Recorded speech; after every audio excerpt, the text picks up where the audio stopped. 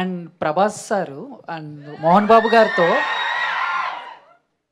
గారితో బుజ్జిగాడు చేశారు. అండ్ ఇప్పుడు మీతో. So, off screen, on screen. So, ఆయన గురించి వన్ వర్డ్ చెప్పమంటే ఏం చెప్తారు?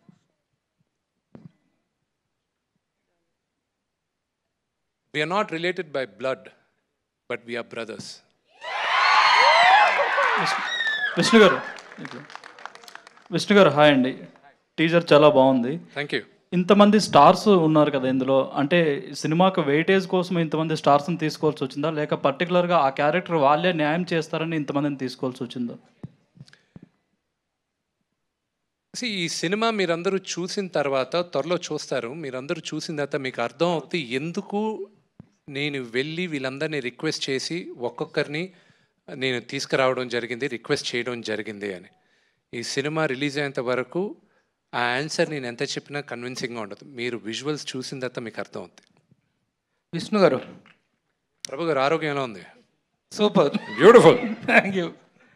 యాక్చువల్గా కన్నప్ప అనగానే డివోటీ, అల్టిమేట్ డివోటీ, దేవుడికి కన్నుని సమర్పించినటువంటి శివుడికి కన్నును సమర్పించినటువంటి ఒక గ్రేట్ డివోటీగా మనకు తెలుసు. బట్ ఇక్కడ మీరు ఇచ్చినటువంటి క్యాప్టన్లో ద బ్రేవెస్ట్ వారియర్ అన్నారు. ఆ వార్ ఆస్పెక్ట్ అనేటువంటిది చాలామందికి తెలియదు. ఈ సినిమాని ఎంత హై బడ్జెట్లో తీస్తున్నారో ఆ వార్ ఆస్పెక్ట్ ఏంటి, రియల్లీ హిస్టరీ చరిత్రలో తను అంతటి వారియరా, ఎవరితో యుద్ధం చేశాడు అనేటువంటి కాన్సెప్ట్ని ఎలా డెవలప్ చేశారు? ప్రతి ఒక్కరికి పురాణాల్లో కానీ ఏదైనా సరే ఒక నాస్తికుడు శివుడు మహాభక్తుడయ్యాడు. ఉన్న 63-64 నాయనార్లో ఇతను ఒక్కడే ఆటవికడు. ఒక బ్రాహ్మణ్ కాకుండా శివభక్తుల్లో ఈ 64 మంది నాయనార్లో 9వ నాయనార్ మహాశివ భక్తుడు కన్నప్ప. ఓకే, అందరికీ తెలుసు. కన్నప్ప కథ వచ్చి ఇట్స్ ఓన్లీ హాఫ్ పేజ్. ఒక నాస్తికుడు దేవుడు భక్తుడు అయ్యాడు. దేవుడు వీడిని పరీక్షించాలని చూశాడు. కంట్లో నుంచి రక్తం వచ్చింది. భక్తితో వీడు ఆలోచించకుండా వీడు కన్నిచ్చేశాడు. శివుడు ప్రత్యక్షం అయ్యాడు, కన్ను తిరిగి ఇచ్చాడు. ఇంకా చరిత్ర అంతే కథ. దానికి ముందు వీడు నాస్తికుడుగా ఎందుకు మారాడు, ఏంటి వీడి కథ, వీడేంటి, ఇది కొంతే తెలుసు. కానీ ఇప్పుడు మీరు చూడబోయే కన్నప్ప నా వర్షన్లో తిన్నడు అన్నవాడు వీడు అన్న భావంతో నేను రాసుకున్నాను.